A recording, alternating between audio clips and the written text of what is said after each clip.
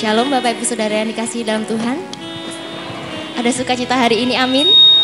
Ya, puji nama Tuhan, mengucap syukur karena pada pagi hari ini kita bisa berkumpul bersama-sama untuk beribadah di tempat ini dengan menerapkan protokol kesehatan, namun tidak mengurangi rasa syukur kita, rasa sukacita kita untuk beribadah bersama. Baik, untuk memulai ibadah pada hari ini, mari kita pujikan satu lagu, Satu Hal Yang Kurindu.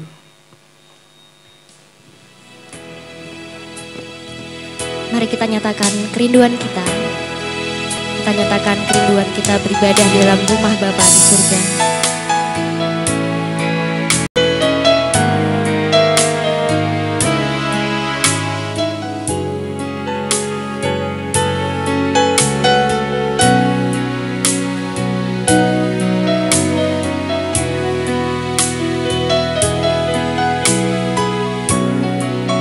Satu hal yang kurindu. Satu hal yang kurindu, berdiam di dalam rumah-Mu. Satu hal yang kupinta,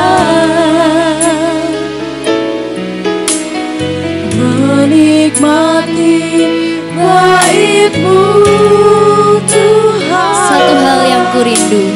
Satu hal yang kurindu, berdiam di dalam rumah-Mu Tuhan. berdiam di dalam rumah-Mu. Satu hal yang kupinta, menikmati bait-Mu Tuhan. Lebih baik satu hari di pelataran-Mu daripada 1000 hari di tempat lain.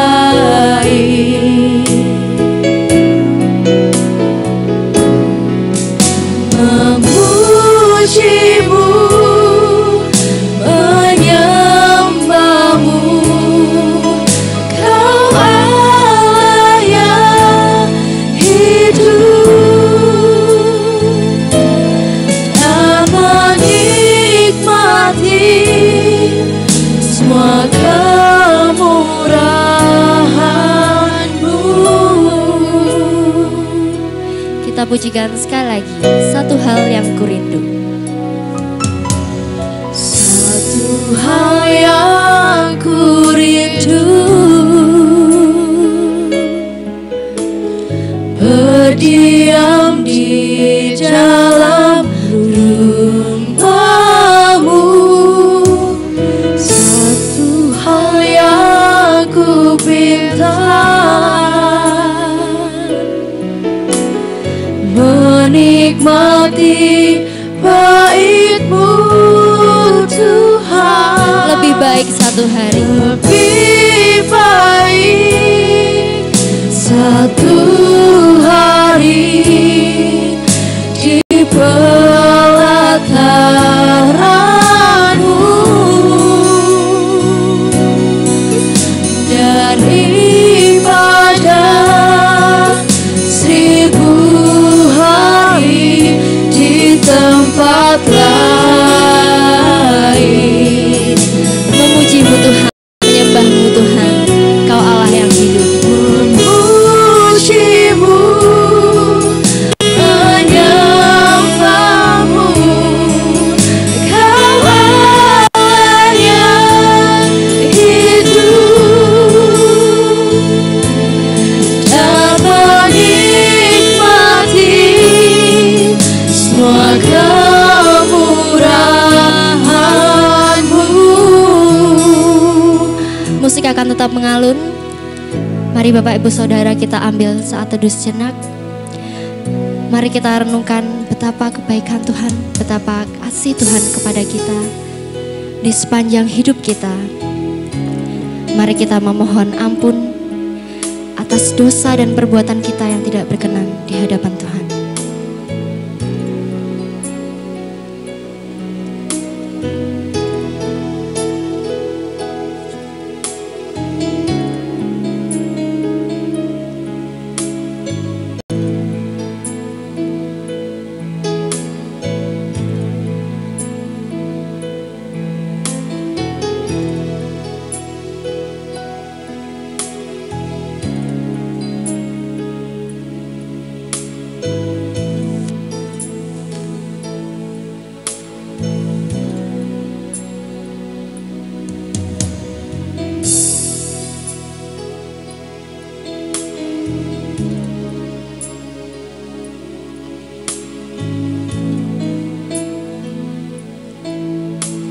Mari kita akan katakan satu hal yang kurindu.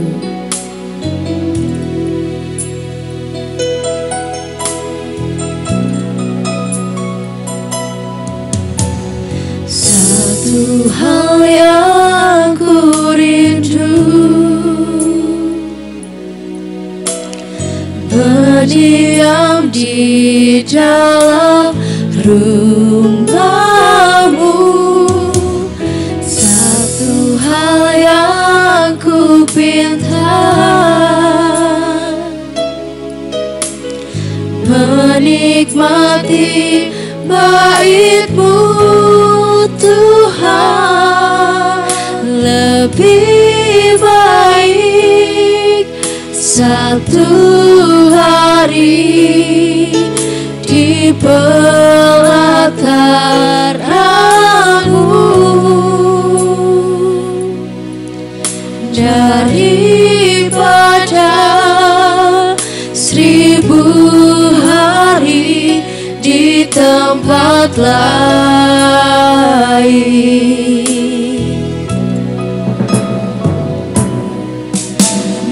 Memuji-Mu, menyembah-Mu, Kau Allah yang hidup.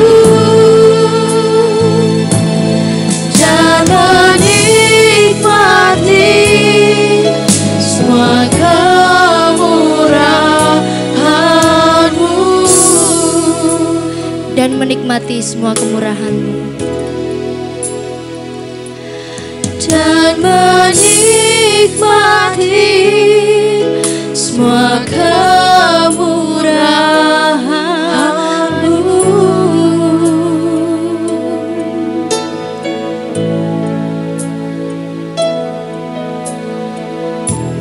Seperti yang tertulis dalam Roma pasal 12 ayat 1. Demikianlah firman Tuhan.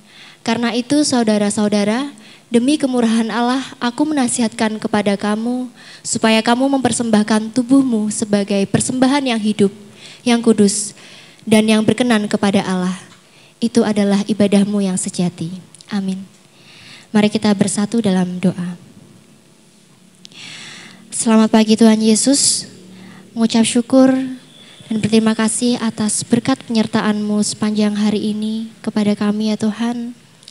Engkau masih memberikan kami kesehatan untuk beribadah bersama-sama di tempat ini. Walaupun di tengah pandemi, Engkau masih memberikan kami kekuatan dan anugerah kepada kami ya Tuhan. Berkatilah setiap kami yang hadir di tempat ini maupun kami yang beribadah di rumah. Pimpin dan sertai ibadah kami dari awal, pertengahan hingga akhirnya ya Tuhan. Biarlah tangan-Mu saja yang bekerja dalam ibadah ini. Berkati penata layan dan Bapak Pendeta Amin yang akan menyampaikan firman Tuhan pada pagi hari ini. Biarlah ibadah kami bisa menjadi dupa yang harum untuk kerajaan-Mu ya Tuhan. Terima kasih Tuhan. Doa yang kurang sempurna ini kami serahkan dalam tangan-Mu. Haleluya Bapa, amin. Baik, kita akan angkat satu pujian, Ku bersandar pada yang kekal. Kita nyanyikan semua ayat.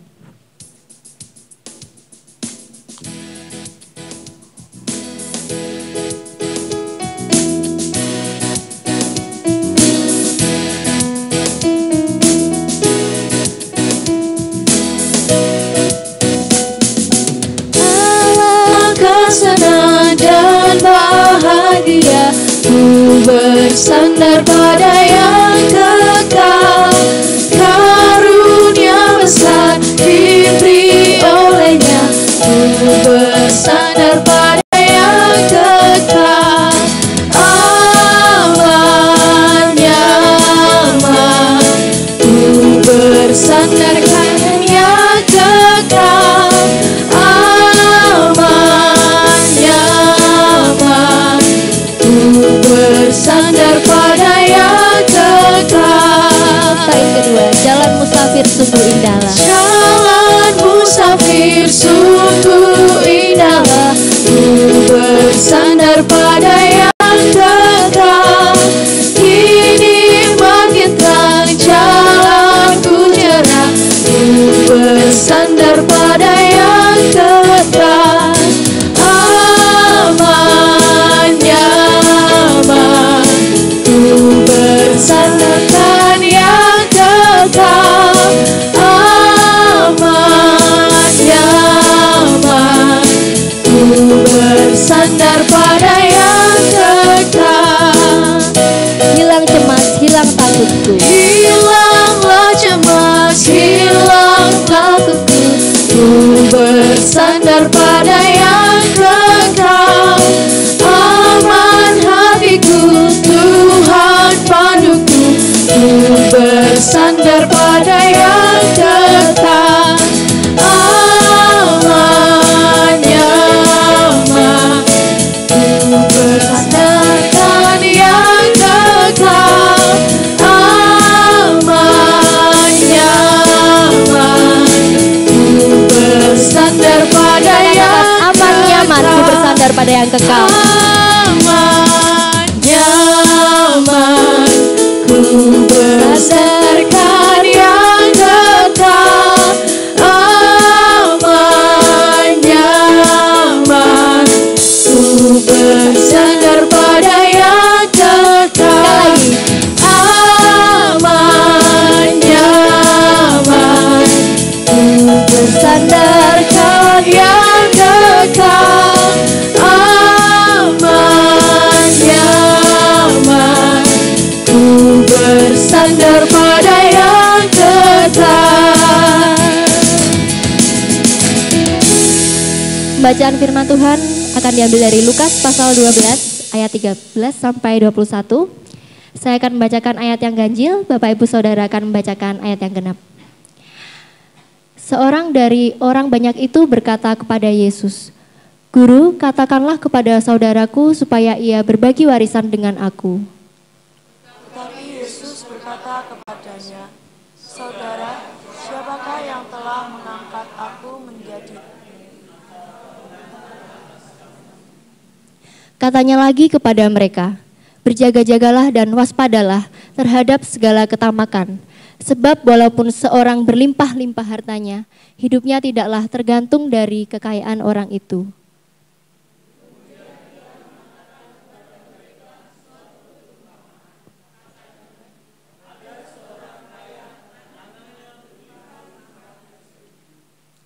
Ia bertanya dalam hatinya, "Apakah yang harus aku perbuat? Sebab aku tidak mempunyai tempat di mana aku dapat menyimpan hasil tanahku."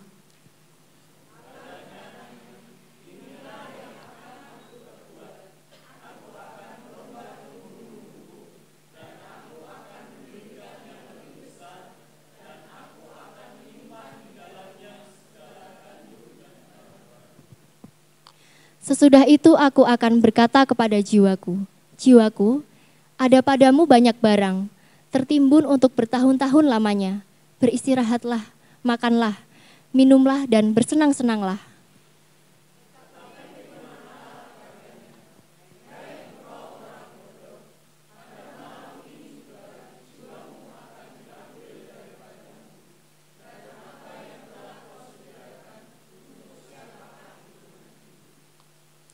Demikianlah jadinya dengan orang yang mengumpulkan harta bagi dirinya sendiri, jikalau ia tidak kaya di hadapan Allah. Amin. Tiba saatnya kita akan masuk dalam doa syafaat yang akan disampaikan oleh Bapak Pendeta Amin. Namun sebelumnya kita akan pujikan sujud di altarnya.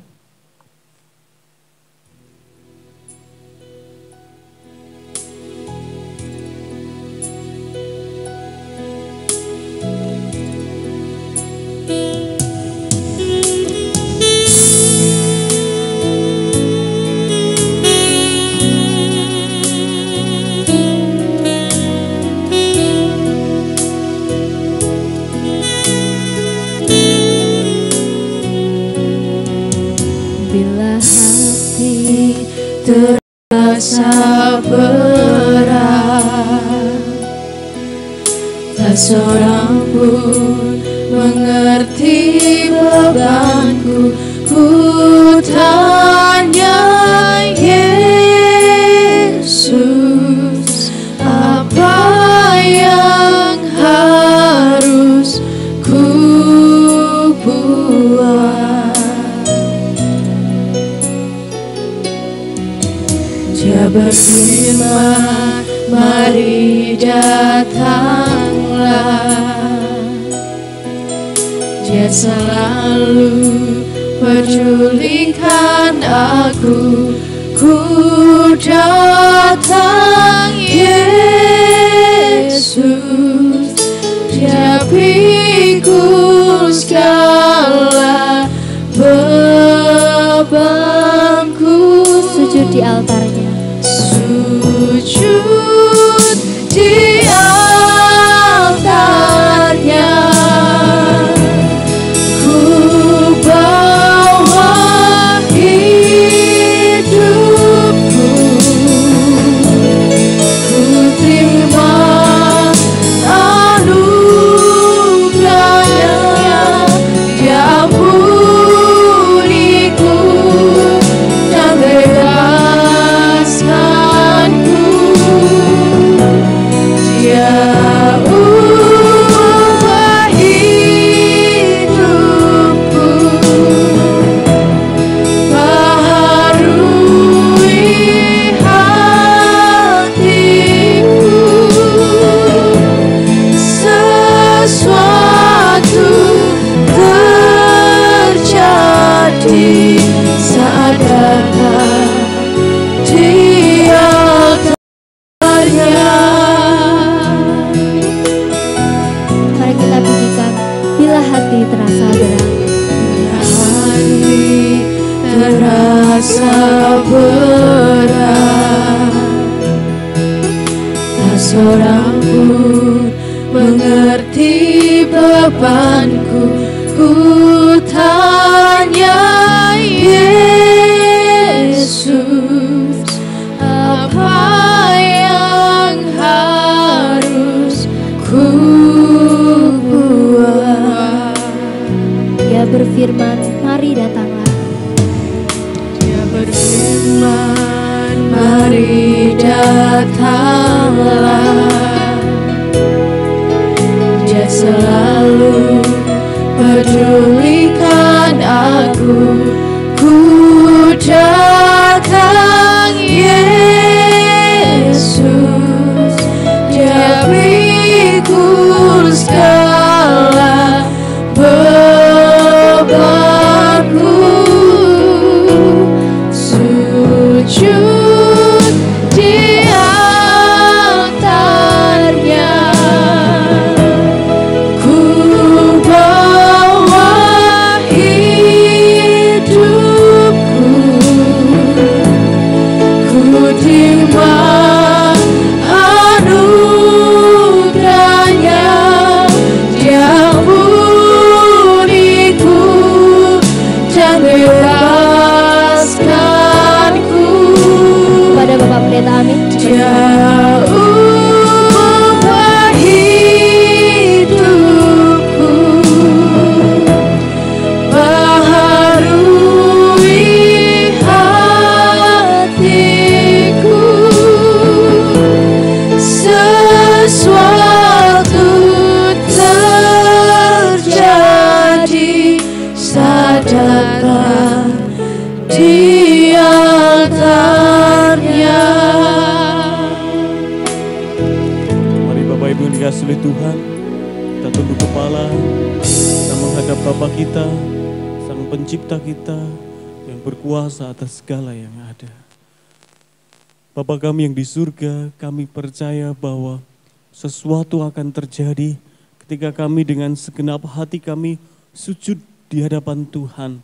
Karena kami percaya bahwa Engkau Bapa kami yang baik, Bapa kami yang murah hati, Bapa kami yang tahu persis setiap pergumulan, setiap kebutuhan, dan setiap beban hati kami Tuhan.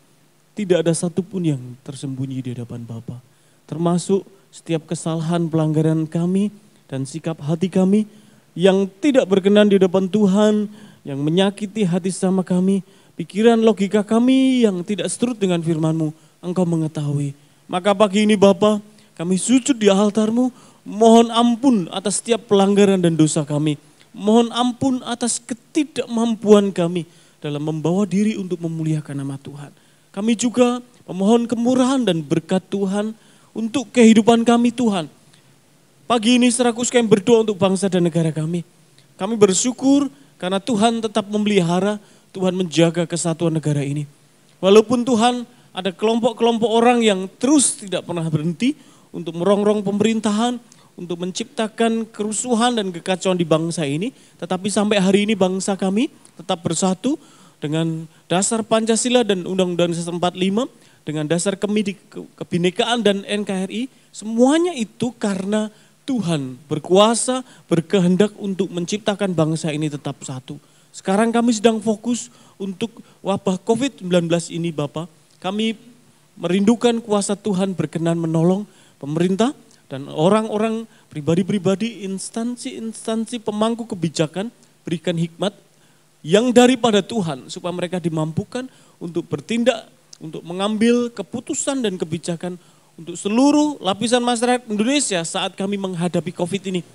Baik secara medis, dokter, paramedis, obat-obatan, APD dan semuanya, Tuhan akan menolong mencukupkan supaya mereka boleh bekerja sebagai garda terdepan.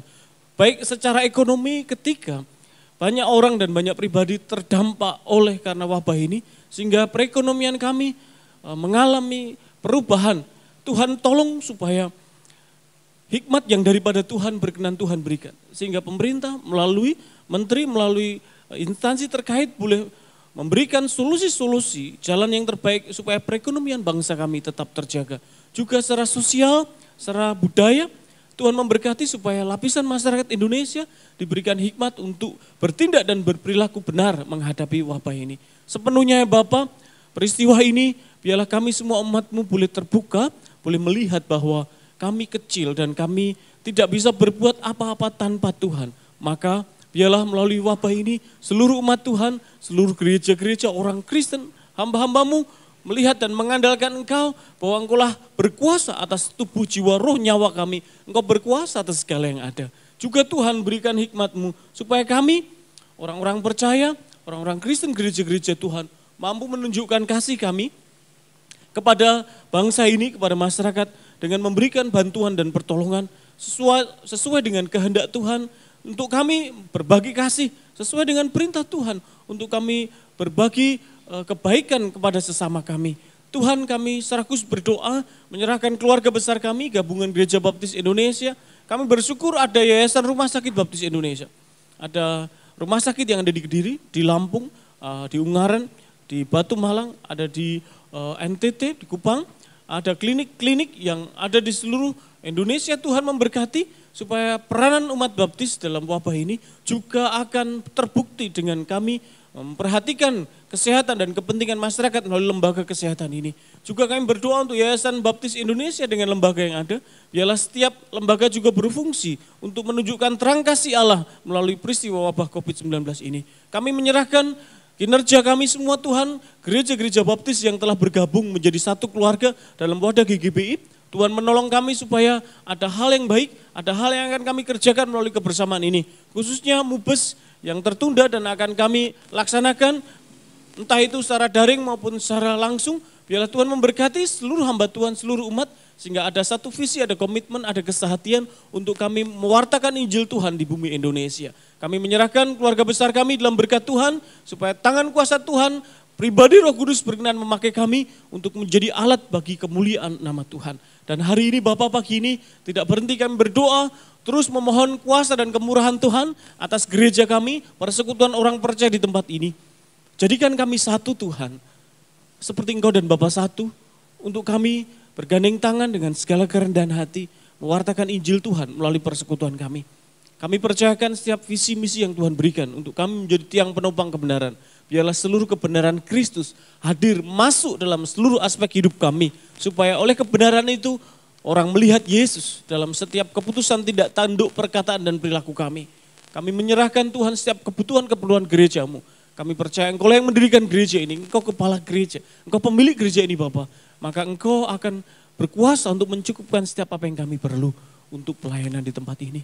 Mengenai kehidupan kami, setiap keperluan dan kebutuhan kami pegang janji Bapa. Tuhan tidak akan pernah meninggalkan kami. Tolonglah kami Tuhan, kalau hari ini hati kami terasa berat, oleh karena apapun itu, biarlah kami boleh melihat Bapa, bahwa bagi Tuhan tidak ada perkara mustahil.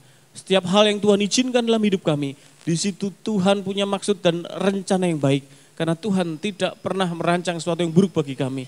Ajari kami semua umat-Mu untuk tetap berharap dan tetap setia sampai akhir. Dan memandang Kristus dengan mata yang benar, supaya kami tidak akan terbelokkan. Melainkan seluruh hidup kami adalah bagi hormat dan kemuliaan nama Tuhan. Bapa, inilah seluruh permohonan dan ucapan syukur kami. Kami menyerahkan dengan segenap hati kami di dalam nama Tuhan Yesus Kristus.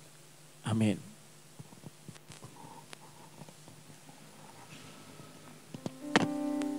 Amin.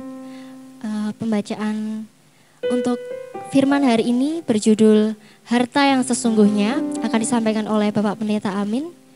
Kita akan awali firman Tuhan pagi hari ini dengan pujian Dengan Sayap-Mu.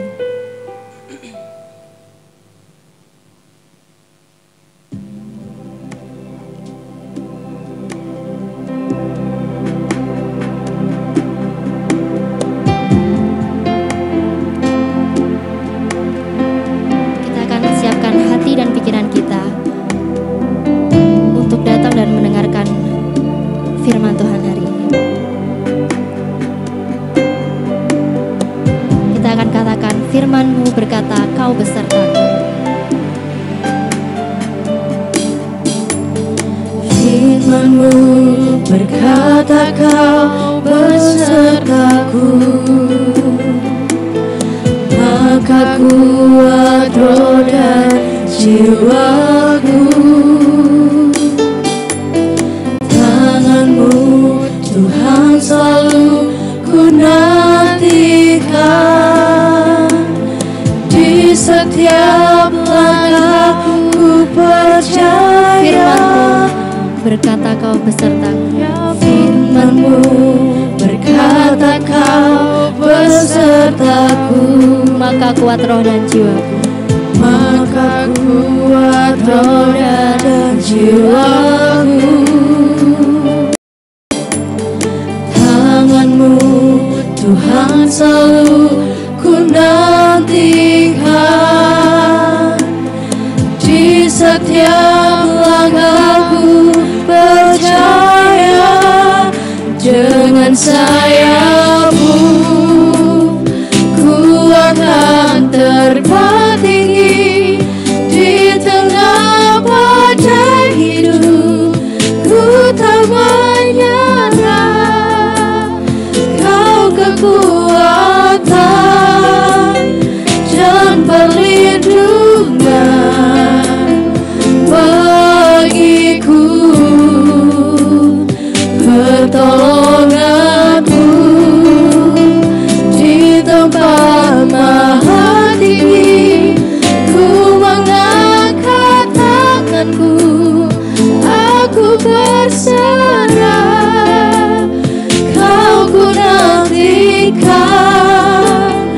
Kau yang ku sembah, Yesusku, Rajaku.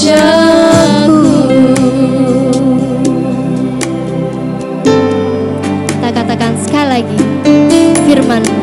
Firman-Mu berkata Kau besertaku. Maka kuat roh dan jiwaku.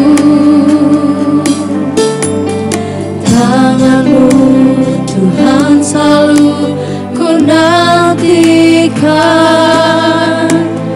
di setiap langkahku percaya. Dengan sayap-Mu Bapak Pendeta Amin, kami persilakan. ku akan terbang tinggi, di tengah badai hidup ku tak menyerah. Kau kekuatan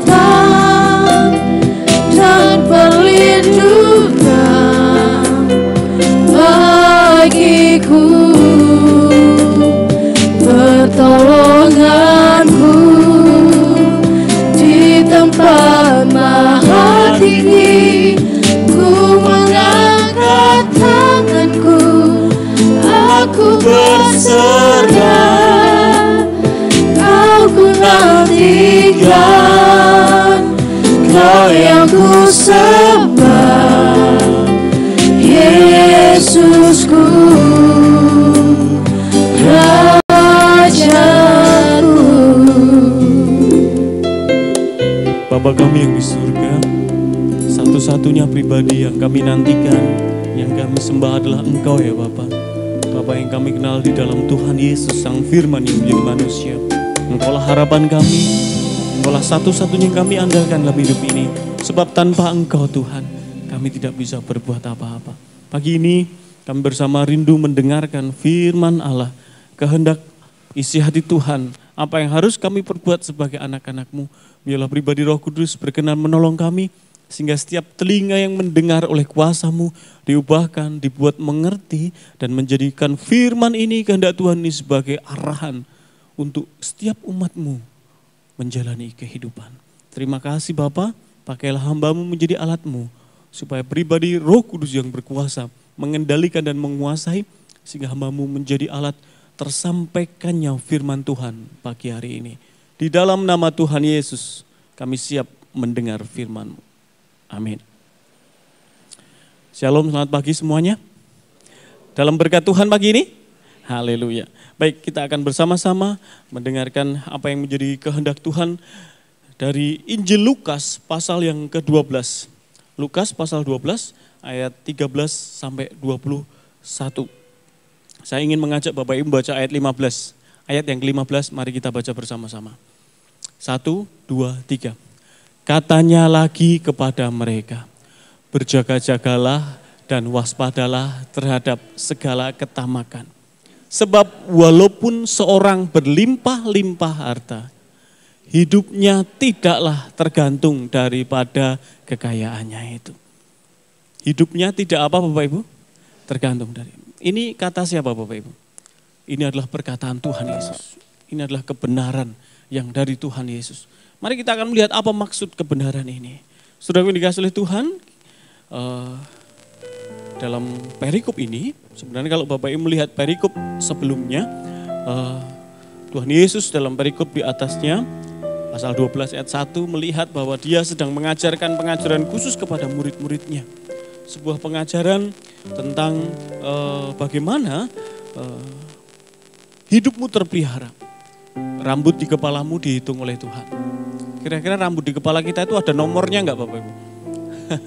Kalau ada nomornya mungkin kita bisa ngitung ya. Tapi faktanya tidak ada satupun orang yang bisa menghitung rambut kita. Tetapi Bapak berkata rambut di kepalamu itu loh Tuhan tahu jumlahnya. Tuhan berkata burung pipit, burung gereja yang dijual 500 per ekor. Dia tidak akan jatuh tanpa Bapak apa? Mengendaki.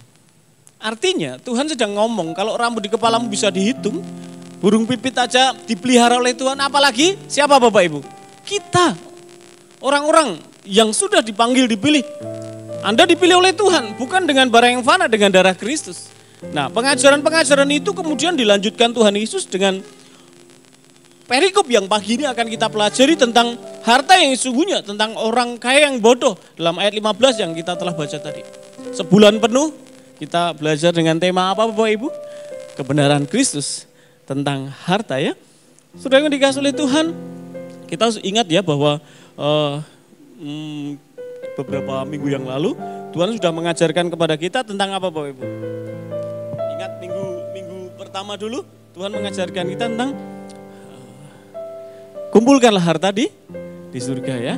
Karena harta di bumi ngengat dan karat merusakkannya.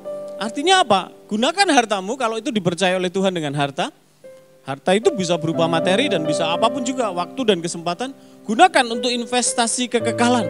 Arahkan setiap waktu hidupmu dan segala apa yang ada padamu untuk investasi kekekalan. Apa maksudnya investasi kekekalan? Arahkan itu kepada kehidupan kekal di surga nanti. Apa yang ada di bumi ini, arahkan ke sana. Itu maksudnya kumpulkanlah harta di surga. Kemudian Tuhan Yesus juga mengajarkan tentang sikap hati yang benar. Gunakan cara pandang yang benar. Mata yang baik, maka teranglah seluruh tubuhmu. Jika matamu jahat terhadap harta, cara pandang yang jahat terhadap harta, maka engkau akan menjadi orang yang kikir. Maka engkau akan menjadi orang yang tidak bisa berbagi. Maka engkau akan menjadi orang yang pelit. Kalau cara pandang kita salah terhadap harta kita. Jika mata kita benar dalam melihat harta, maka teranglah seluruh tubuhmu. Artinya seluruh hidupmu akan menjadi kesaksian dan kau akan menjadi berkat.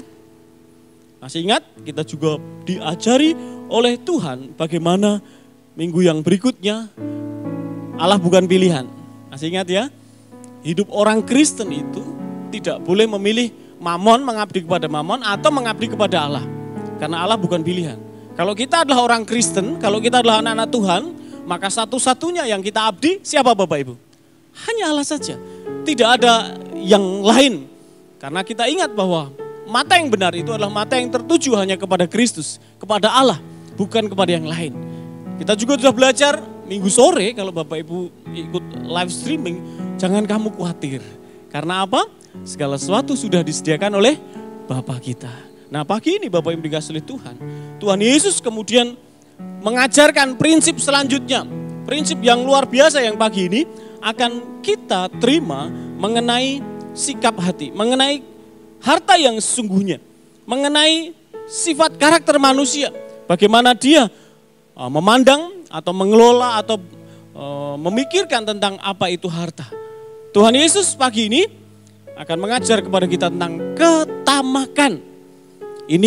Ketamakan ini adalah inti dari perikop yang kita baca dalam ayat 13 sampai dengan ayat yang ke-21. Kita akan belajar dari ketamakan ini melalui sebuah perumpamaan yang diajarkan oleh Tuhan Yesus tentang orang kaya yang menjadi bodoh karena sikap hatinya yang tidak benar, yaitu tamak terhadap harta.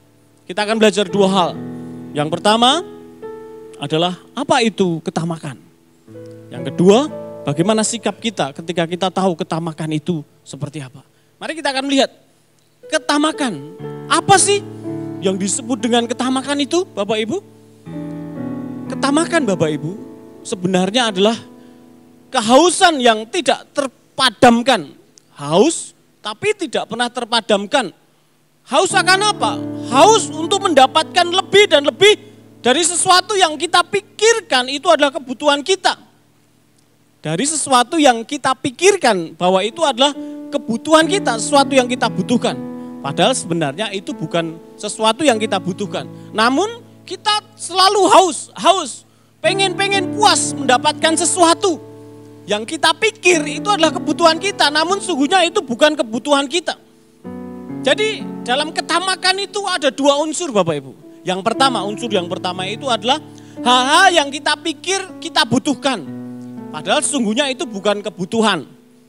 Kalau dalam bahasa ekonomi itu sebenarnya sesuatu yang sekunder, bukan primer. Tetapi kita haus. Kalau tidak mendapatkan itu, aku tidak akan pernah benar-benar merasa puas. Itu yang disebut dengan ketamakan. Sekali lagi Bapak Ibu, ketamakan itu sebenarnya adalah kehausan yang tidak terpadamkan untuk mendapatkan lebih dan lebih lagi dan lebih lagi terhadap sesuatu yang kita pikir itu adalah kebutuhan kita. Sebelum kita merasa puas terhadap sesuatu yang kita pikir itu kebutuhan kita, kita tidak akan pernah merasa lega.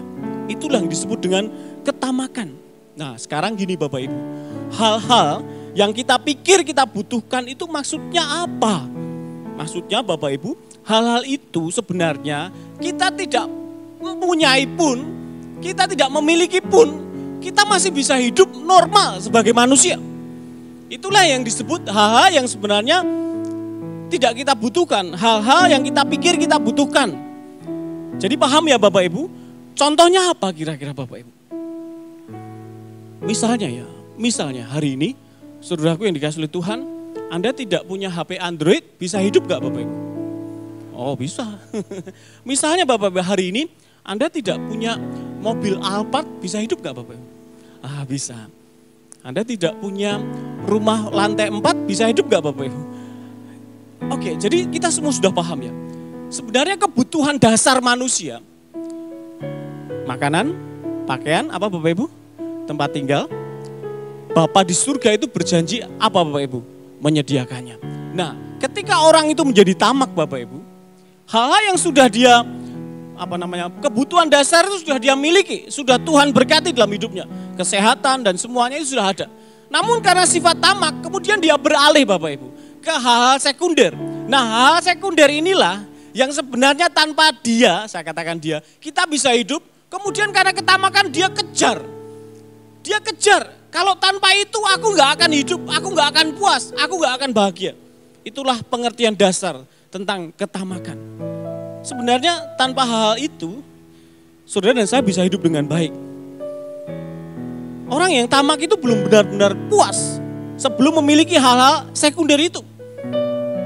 Dia tidak akan pernah bisa hidup nyaman, dia tidak akan pernah bisa hidup tenang. Sehingga dalam pikiran dan hatinya selalu mengejar itu, tak peduli. Apapun yang ia kerjakan itu salah atau benar, dia kejar. Karena dia punya nilai bahwa itu adalah kepuasan hidupku. Ini yang disebut dengan ketamakan.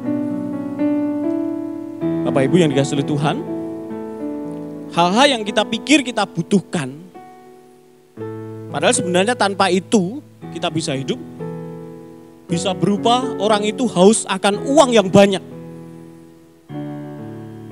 miliaran, sehingga dia bisa melakukan apa saja untuk mendapatkan hal itu. Padahal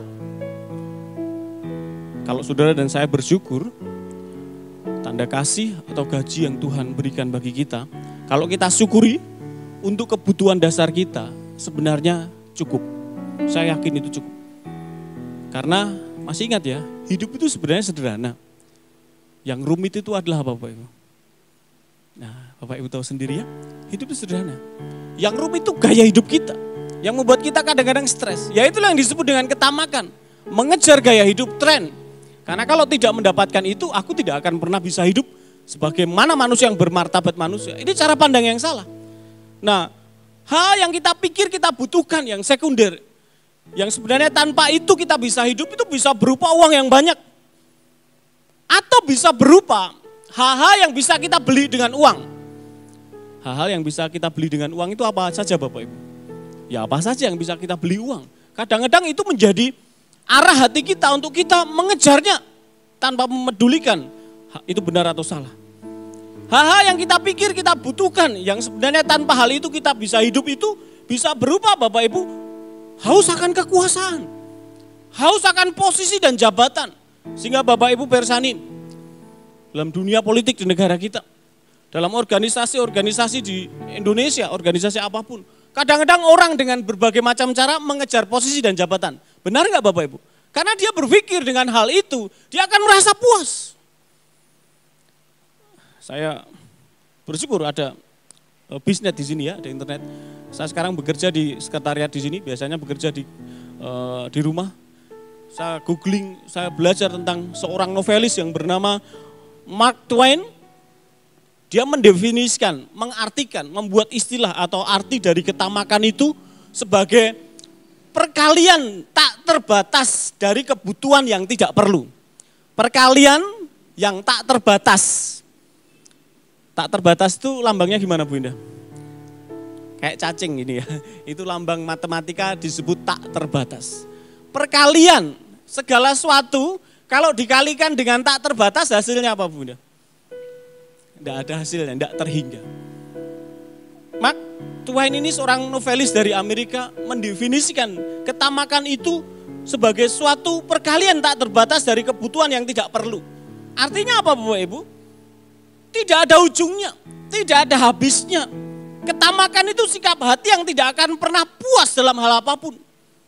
Manusia yang tamak Bapak Ibu, kalau dia sudah punya ini, berpikir apa lagi Bapak Ibu? Harus punya itu. Kalau udah punya itu, pengen lagi, pengen lagi. Bahkan sampai kapanpun manusia yang memiliki sikap hati yang tamak tidak akan pernah puas terhadap segala sesuatu. Karena ketamakan itu adalah perkalian tak terbatas dari kebutuhan yang tidak perlu, kebutuhan sekunder, kebutuhan yang kita pikirkan sebagai sebuah kebutuhan. Inilah definisi ketamakan yang bisa kita pakai untuk merenungkan diri kita. Apakah aku ternyata adalah orang yang tamak atau bukan? Pada kenyataannya Bapak Ibu, pada faktanya ini sungguh ya, manusia hidup di bumi ini, di dunia ini, tak terkecuali orang-orang Kristen pun banyak yang memiliki mentalitas, memiliki cara pandang yang terinfeksi dengan ketamakan. Dengan hidup tidak pernah bersyukur. Dengan hidup selalu membanding-bandingkan dengan orang lain. Dengan hidup dengan gaya hidup yang sebenarnya merusak dirinya sendiri, merusak citranya sendiri. Dengan hidup yang dibuat susah dengan cara pandang yang salah.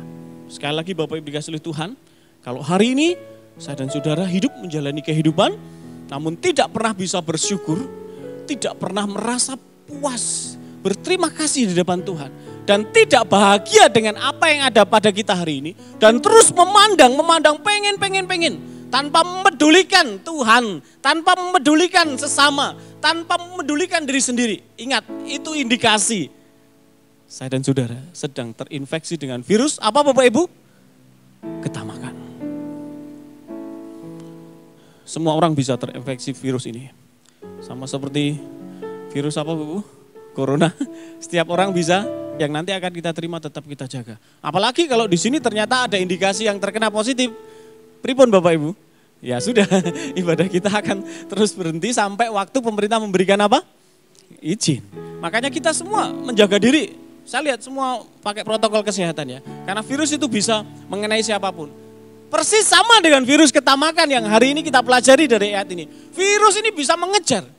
Dan tidak kelihatan loh Bapak Ibu. Seperti virus corona tidak kelihatan. Virus ketamakan itu juga kelihatan. Virus corona itu ada indikasinya. Apa Bapak Ibu? Panas dingin, sesak, batuk. Karena satu saudara saya sudah meninggal karena COVID di Surabaya kemarin. Masih muda. 2 hari di karantina, dipanggil Tuhan. Gejalanya hanya batuk, dipikir flu biasa, dipikir ya masuk angin. Tapi kok ada seseknya. Dia nggak punya asma, nggak punya apa, kok sesak. Akhirnya dibawa ke rumah sakit, dirapid, apa? Swab. Ternyata positif. Dan 2 hari, aku nggak mau kamu mati. Dia khawatir saya meninggal seperti saudara saya dan Pak Indrianto ya, Pak Indro. Saya berpikir pokoknya saya menjaga dengan protokol kesehatan, istirahat teratur, cuci tangan dan apapun juga. Saya percaya Tuhan lindungi kita semua. Amin Bapak Ibu. Kalau ternyata kita kena, ya kita akan berobat menjaga supaya kita dipulihkan. Tetapi yang terpenting adalah Bapak Ibu, saya dan saudara harus tahu indikasinya dan menjaga diri.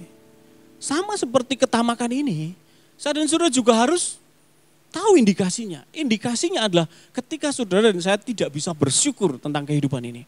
Indikasinya adalah ketika kita, yang saya katakan di awal tadi, kebutuhan dasar sebenarnya sudah ada, kemudian kita mengejar kebutuhan-kebutuhan yang sebenarnya yang disebut dengan gaya hidup. Sehingga kita tidak mempedulikan Tuhan, tidak mempedulikan sama. Yang penting aku punya, aku seperti tren hari ini. Dan tidak pernah bersyukur. Kalau aku belum memiliki apa yang aku inginkan, aku tidak bisa bersyukur. Ciri orang tidak bersyukur itu dia tidak akan berdoa, dia tidak akan datang ke gereja, dia tidak akan menyembah Tuhan, dia tidak akan ingat Tuhan. Dia tidak peduli dengan hal rohani, yang ia kejar adalah kepuasan-kepuasan yang tadi dikatakan hal-hal yang tidak kita butuhkan sebenarnya. Hal-hal yang kita pikir kita butuhkan namun sebenarnya tidak kita butuhkan, kita kejar terus tanpa memedulikan sama dan orang lain apalagi Tuhan. Itu adalah indikasi bahwa saudara dan saya sedang terinfeksi virus apa Bapak Ibu? Ketamakan. Kemudian Tuhan Yesus Bapak Ibu, dari indikasi ini, dia memberikan pengajaran yang sangat luar biasa dengan sebuah perumpamaan. Tuhan Yesus memperjelas bahwa hidup yang sejati itu tidak bergantung pada kekayaan yang berlimpah. Tuhan Yesus tidak pernah menyangkal bahwa saudara dan saya memiliki kebutuhan dasar. Tetapi ingatlah bahwa Tuhan pernah berkata, Bapamu tahu apa yang kamu perlukan. Artinya kebutuhan mendasar itu Bapa sudah cukupkan. Namun dia menegaskan bahwa kita tidak akan membuat hidup lebih nyaman dan puas dengan memperoleh lebih banyak dari hal kebutuhan dasar itu. Sekali lagi saya mau ulang, Tuhan Yesus menegaskan bahwa kita tidak akan membuat hidup kita itu lebih nyaman atau lebih puas dengan memperoleh lebih banyak dari hal-hal kebutuhan dasar itu. Bersyukurlah maksudnya Tuhan Yesus. Karena kepuasan hidup itu adalah ketika kita bisa apa? Bersyukur. Nah, untuk menjelaskan prinsip ini, Tuhan Yesus Bapak Ibu menggunakan sebuah perumpamaan mengenai orang kaya yang bodoh. Tuhan Yesus memberitahu perumpamaan ini untuk mengungkapkan bahayanya ketika seseorang itu memiliki konsep yang salah terhadap harta atau yang disebut dengan ketamakan. Orang dalam perumpamaan Tuhan Yesus, tidak disebutkan namanya ya. Yang jelas profesinya apa Bapak Ibu? Kalau punya lumbung, kalau punya gandum itu profesinya apa? petani. Yang jelas ini ada seorang petani. Tapi tidak disebutkan namanya. Amin atau siapa enggak ya. Orang kaya. Dalam perumpamaan ini Tuhan Yesus memperlihatkan kepada kita bahwa orang kaya ini, orang yang disebut sebagai petani ini adalah orang yang melihat kekayaan sebagai kesempatan untuk menyenangkan dirinya sendiri. Egois. Orang kaya yang dikatakan dalam perumpamaan ini adalah orang yang melihat kekayaan, harta itu hanya untuk kesenangan dirinya sendiri. Dia tidak pernah memikirkan orang lain, apalagi Tuhan.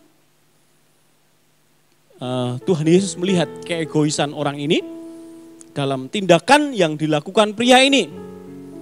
Perhatikan Bapak Ibu, tenanglah hai jiwaku, lumbungmu, apalagi selalu menggunakan kata yang berorientasinya kepada dirinya sendiri. Itu yang dikatakan Tuhan Yesus. Lalu apa kata Tuhan Yesus? Pria kaya ini dikatakan sebagai pria yang bodoh. Pria yang bodoh. Jangan berpikir, wah berarti aku tidak boleh membangun lumbung. Kalau hari ini lumbung itu disebut bank, atau berarti hari ini aku nggak boleh menabung loh Pak Pendeta. Oh berarti aku nggak boleh berpikir untuk masa depanku dong Pak Pendeta. Oh jangan berpikir seperti itu. Tuhan tidak pernah melarang saudara dan saya untuk memikirkan masa depan dengan menabung dan memanajemen atau menginvestasikan apa yang ada pada kita. Namun yang Tuhan tidak mau dalam perikop ini, dalam ayat-ayat ini, dalam perumpamaan orang yang bodoh ini, dia tidak menghendaki keegoisan yang dimotivasi oleh ketamakan. Garis bawah ini Bapak Ibu. Tuhan Yesus tidak menghendaki murid-muridnya, anak-anaknya, orang yang percaya kepadanya menjadi orang yang egois, yang termotivasi oleh apa? Ketamakan. Tadi di depan, ketamakan seperti apa? Kalau ketamakan itu membuat saudara saya menjadi egois. Inilah yang Tuhan katakan bodoh. Ini yang dikatakan Tuhan bahwa dia orang yang tidak mengerti tentang panggilan dan tujuan hidupnya. Bapak Ibu kalau melihat orang seperti petani kaya ini, dunia ini akan berkata bahwa orang yang ada dalam perumpamaan ini adalah pria yang sukses. Wah dia orang yang sukses, dia kaya raya, dia punya segalanya. Mungkin orang akan melihat, wah jadi orang seperti itu mungkin akan puas, mungkin akan merasa aman. Apalagi ya yang diinginkan dengan pria itu, wong lumbung-lumbungnya aja sudah tidak bisa apa tadi Bapak Ibu? Menampung apa? Hartanya. Wow, dia orang yang sangat kaya. Mungkin dunia akan melihat dengan cara pandang itu. Tetapi Tuhan Yesus tidak melihat petani ini menikmati hidupnya. Dia tidak pernah menikmati hidupnya. Dia melihatnya bahwa petani ini sebenarnya sedang menghadapi kematian kekal. Beda toh? Kalau dunia melihat materi itu sebagai sebuah ukuran kesuksesan. Tetapi di sini kita melihat Tuhan Yesus tidak melihat hal itu. Tetapi Tuhan Yesus melihat bahwa sisi rohani, bahwa pria ini, petani ini sedang menghadapi kematian kekal. Saudaraku, kekayaan itu tidak bisa membuat kita tetap hidup ketika waktu kita tiba untuk mati. Bisa nggak Bapak Ibu? Apakah kekayaan itu bisa membuat kita tetap hidup ketika waktu kita mati tiba? Bisa nggak Bapak Ibu? Nggak bisa Bapak Ibu. Juga tidak bisa membeli kembali peluang yang kita lewatkan saat kita memikirkan diri kita sendiri. Nggak bisa untuk kita membeli waktu kembali pada waktu aku egois, aku ingin mengulang. Bisa nggak Bapak Ibu? Nggak bisa. Atau harta kita tidak bisa membeli kesempatan-kesempatan yang sudah kita lewatkan untuk kita melayani Tuhan dan melayani sesama. Aku tak kembali muda, sehat, aku tak melayani Tuhan, aku tak melayani sesama. Bisa Bapak Ibu? Tidak bisa. Kota Kediri Bapak Ibu, saya mau kasih tahu, kota termakmur di bumi Indonesia ini. Wah keren ya. Mengapa Bapak Ibu? Saya membaca sebuah artikel itu karena pendapatan apa Bu Indah? Perapanya kota itu paling tinggi. Karena di kota Kediri ada pabrik. Ketika waktunya tiba dia kembali kepada Tuhan, tetap apa Bapak Ibu? Kembali. Harta tidak pernah bisa menjamin hal itu. Ini yang perlu kita renungkan. Tuhan Yesus kemudian memperjelas bahwa kehidupan sejati itu tidak datang dari banyaknya harta. Kehidupan sejati itu tidak datang dari kesuksesan atau kenyaman dari materi, tidak. Pria atau petani ini memiliki pandangan yang salah tentang kehidupan dan kematian. Dia berpikir bahwa kehidupan itu akan tetap terjaga dengan mengumpulkan harta. Nek hartaku banyak, tenanglah jiwaku. kamu akan bisa hidup sampai 7 keturunan pun tidak apa? Kurang. Keturunan ke-8. Mungkin dia akan berpikir seperti itu. Tetapi faktanya kesehatan tidak bisa dibeli. Ketika waktunya dia jatuh harus mati, dia pasti akan mati. Pada waktu orang kaya ini meninggal, banyak orang cenderung akan mengatakan apa Bapak Ibu? Sayang sekali Rek, orang ini meninggal tepat ketika dia memiliki segalanya. Ingat Deddy Kempot? Dia meninggal dalam posisi sebagai apa Bapak Ibu? Superstar. Dalam masa apa istilahnya? Popularitasnya, kejayaannya sedang in-innya. Dia sedang membuat jadwal konser di mana-mana. Tetapi waktu itu gur koyo masuk angin Bapak Ibu. Dikeroi istrinya, malam, sesek pagi dibawa ke rumah sakit, ora ketulungan. Siapa ada yang menyangka Deddy Kempot akan meninggal? Hartanya luar biasa Bapak Ibu. Tapi malam itu, pagi itu, jiwanya dipanggil oleh Tuhan. Betapa tragisnya orang kaya atau petani ini. Dia tidak bisa menyelesaikan rencana-rencana besarnya. Tidak bisa menyelesaikan keinginan-keinginannya. Tetapi Bapak Ibu perlu tahu, yang menjadi tragedi terbesar dalam hidup petani ini, orang kaya ini, atau siapapun orang kaya yang hari ini dipanggil oleh Tuhan, yang menjadi tragedi terbesar itu bukan apa-apa yang ia ingin lakukan atau gaya hidup yang ia ingin raih. Tetapi tragedi terbesar yang dihadapi oleh orang itu adalah keabadian tanpa Tuhan. Apa Bapak Ibu? Keabadian tanpa Tuhan. Itu sebenarnya adalah tragedi terbesar dalam hidup orang kaya yang disebut sebagai orang kaya yang bodoh ini oleh Tuhan Yesus.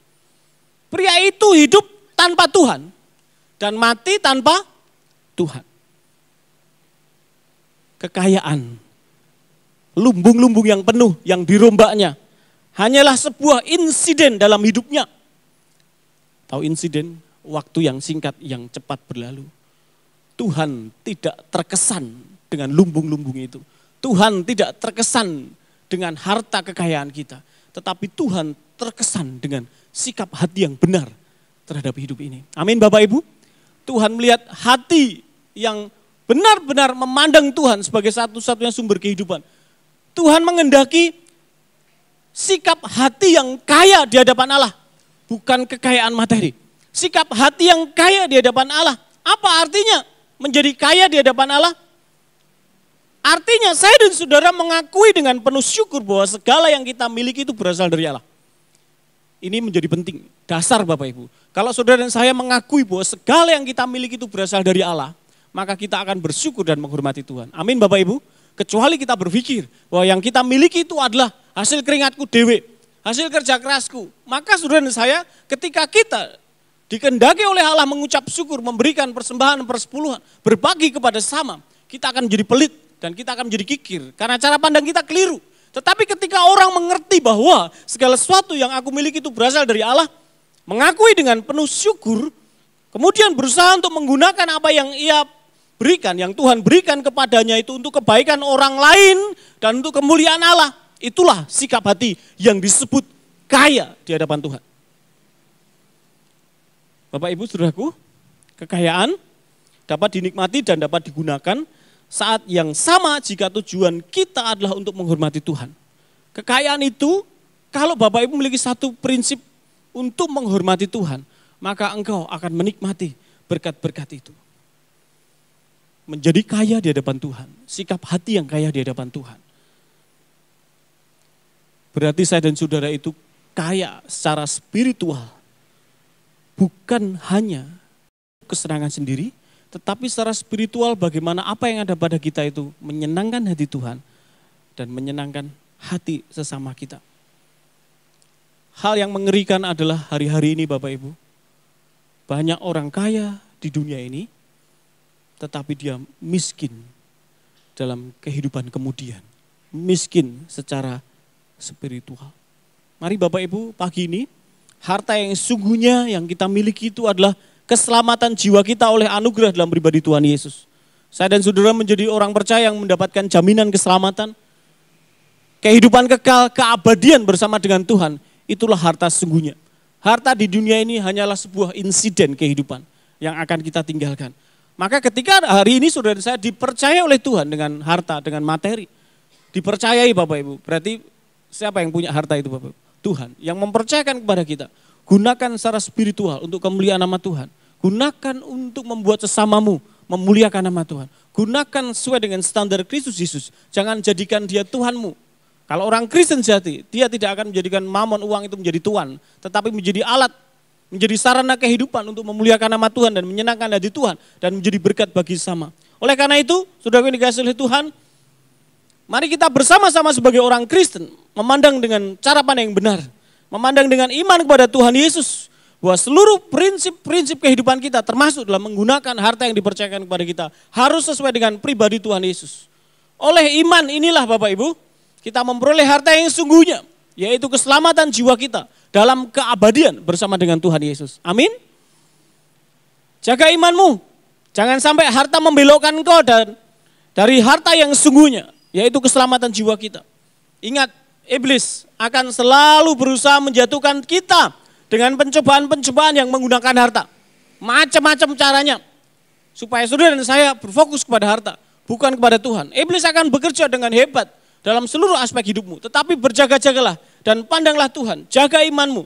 Ingatlah prinsip kebenaran mengenai harta yang telah Tuhan Yesus ajarkan sebagai fondasi iman kita. Maka engkau akan setia sampai akhir bersama dengan Tuhan dalam keabadian. Sebagaimana yang sudah saya katakan hari ini, ada seorang hamba Tuhan yang dipanggil, tetapi dia dalam keabadian bersama dengan Tuhan. Mari kita akan tetap setia sampai akhir, jangan sampai harta membelokkan kita, jangan sampai kekayaan materi membuat mata kita buta terhadap spiritualitas, tetapi gunakan harta itu untuk kemuliaan nama Tuhan, supaya pada waktu kita dipanggil, kita akan mengalami sukacita bersama dengan Bapa di surga. Amin Bapak Ibu. Jangan menjadi seperti pria yang bodoh ini, tetapi jadilah murid-murid Kristus sesuai dengan prinsip-prinsip Kristus. Amin. Mari kita tunduk kepala, kita berdoa.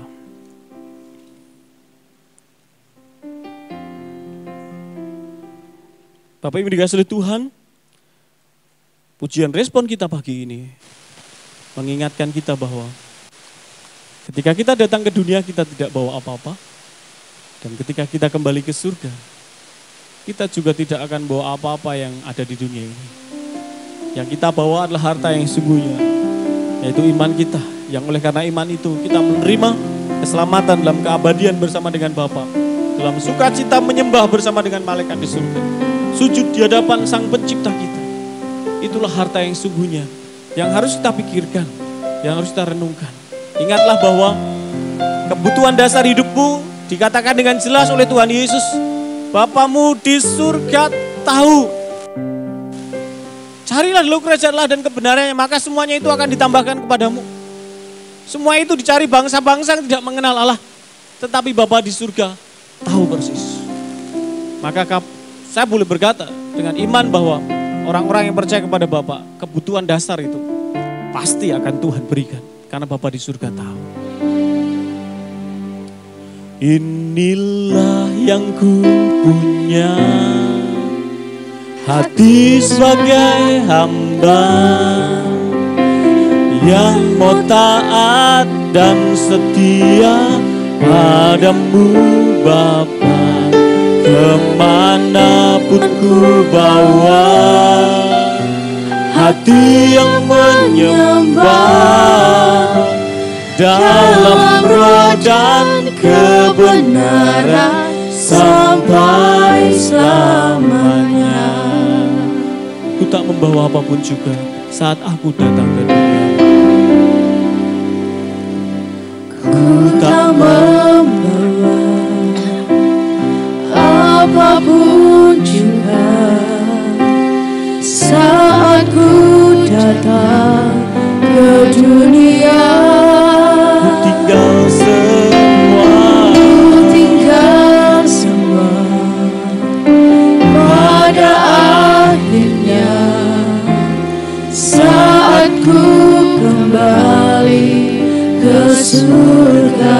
Inilah yang kami punya Bapa. Inilah yang ku punya, hati sebagai hamba yang mau taat dan setia padamu Bapa, kemanapun ku bawa, hati yang menyembah dalam roh dan kebenaran sampai inilah yang ku punya. Inilah yang ku punya, hati sebagai hamba yang mau taat dan setia padamu Bapa, Kemanakan ku bawa, hati yang menyembah dalam roh dan kebenaran sampai selamanya. Mari kita akan responi firman Tuhan pagi ini dengan kita berdoa di hadapan Tuhan, berkata-kata di hadapan Tuhan secara pribadi. Jangan tengok kanan kiri tapi pandang Tuhan dengan hatimu. Karena hari ini Tuhan melihat hatimu. Apakah selama ini kita sudah terpapar virus, terinfeksi virus ketamakan? Indikasinya adalah ketika kita mulai tidak bisa bersyukur. Ketika kita mulai menggunakan standar kehidupan dunia ini menjadi standar hidup kita. Bukan firman Tuhan, bukan prinsip Tuhan Yesus, tapi kita mulai melupakan semuanya itu. Kita mengejar dengan cara-cara yang tidak benar. Kita mendapatkan dengan cara-cara yang tidak menghormati Tuhan demi sebuah kepuasan hidup. Itulah ketamakan Bapak Ibu. Ciri orang yang tamak adalah orang yang tidak bisa berbagi dengan sesama. Orang yang egois. Orang yang tidak bisa mendukung pekerjaan Tuhan. Orang yang merasa kurang dan takut kehilangan. Karena dia berpikir harta itu adalah tujuan hidupnya. Tanpa harta dia akan tidak menjadi manusia. Itulah indikasi ketamakan. Ingatlah Bapak, Ibu, saudaraku semua, bahwa harta sungguhnya adalah Tuhan sendiri. Dialah sumber kehidupan kita. Dia tahu yang terbaik. Bapak tidak akan pernah tinggalkan kita.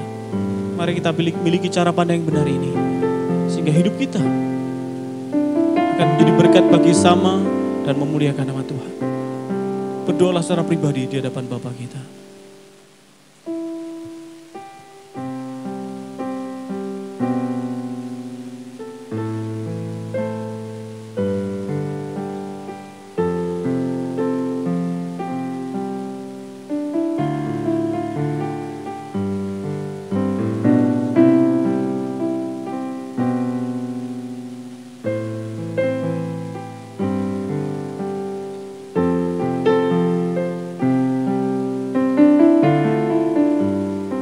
Inilah yang kubawa Tuhan, hati sebagai hamba.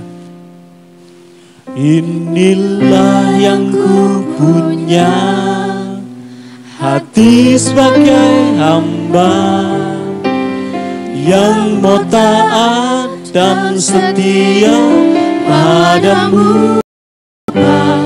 Kemanapun ku bawa, hati yang menyembah dalam roh dan kebenaran sampai selamanya. Bapa kami yang di surga, Engkau yang menyelidiki hati dan batin kami. Dan ketika Tuhan mendapati sikap hati yang tidak benar terhadap harta, terhadap Engkau, ampunilah kami Tuhan. Pagi ini kami semua bersyukur karena Tuhan menyatakan kehendak-Mu kepada kami semua. Dan kami telah mendengar. Kami terima Tuhan, kami pahami dan kami siap menjadikannya sebagai dasar pedoman perilaku kami seumur hidup kami di muka bumi ini sampai pada waktu yang telah Tuhan tetapkan. Kami menikmati sukacita surga oleh karena iman kepada Sang Firman yang menjadi manusia, Tuhan Yesus Kristus. Bapak Ibu, mari kita melangkah pulang, praktekkan dan lakukan firman ini dan nikmati sukacita dan kebahagiaan sejati dari Bapa, Sang sumber kehidupan ini.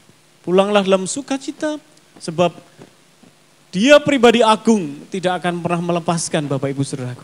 Dia akan menyertai engkau, melindungi engkau, memberkati engkau dan menuntun engkau sehingga hidupmu berarti bagi hormat dan kemuliaan nama Tuhan, berarti bagi sama, dan kau akan menikmati sukacita. Dalam nama Tuhan Yesus berkat Allah dicurahkan, dan di dalam nama Tuhan Yesus kita mengakhiri ibadah kita pagi hari ini. Yang diberkati, katakan bersama-sama, amin.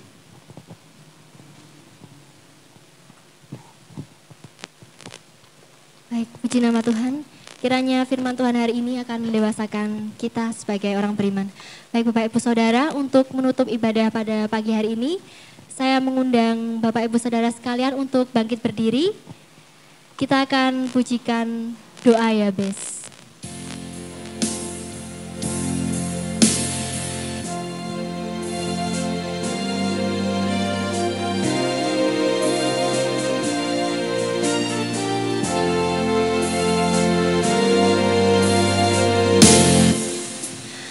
Kiranya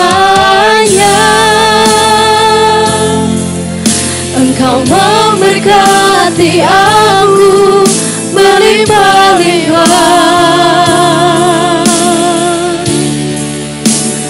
dan memperluas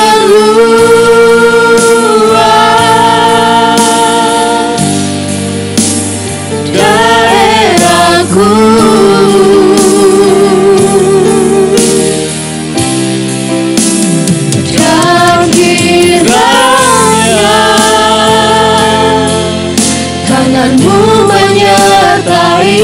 Aku dan melindungi aku daripada malapetaka, sehingga kesakitan tidak menimpa aku. Dipersilakan untuk berdoa secara pribadi.